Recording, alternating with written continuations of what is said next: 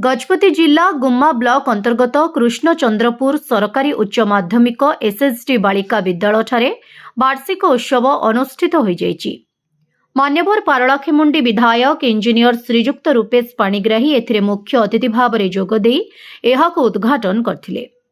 Rayagada zone circle inspector श्रीजुक्त श्याम घन भूइया मुख्य वक्ता भावे योगदान करथिले।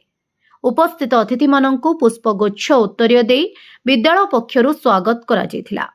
प्रदीप प्रज्वलन परे विद्यालयर प्रधान शिक्षक श्री शैलेश चंद्र मिश्र 2023 रु 2024 वर्षर विवरणी पठन करथिले। विद्यालयर छात्री मानंक द्वारा स्वागत संगीत परिवेषण करा जायथिला।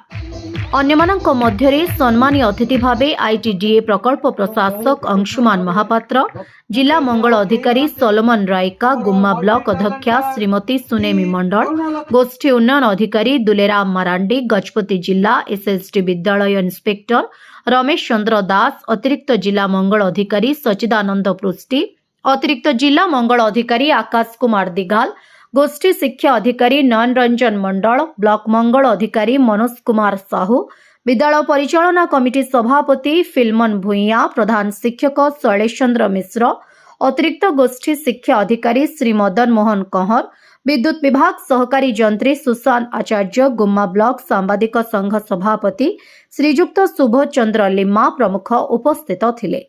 विधायक इंजीनियर श्री रूपेश पाणिग्राही छात्री मानंको शिक्षा सहित सामाजिक शारीरिक और आध्यात्मिक उन्नति पाई सर्वदा चेष्टा करबाको परामर्श देथिले।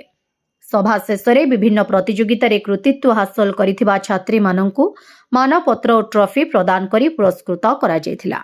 विद्यालयर छात्री मानंको द्वारा सांस्कृतिक कार्यक्रम परिवेषण करा जायथिला। गजपतिरो टिकिली मांग रिपोर्ट, ओडिशा हाइलाइट समाचार।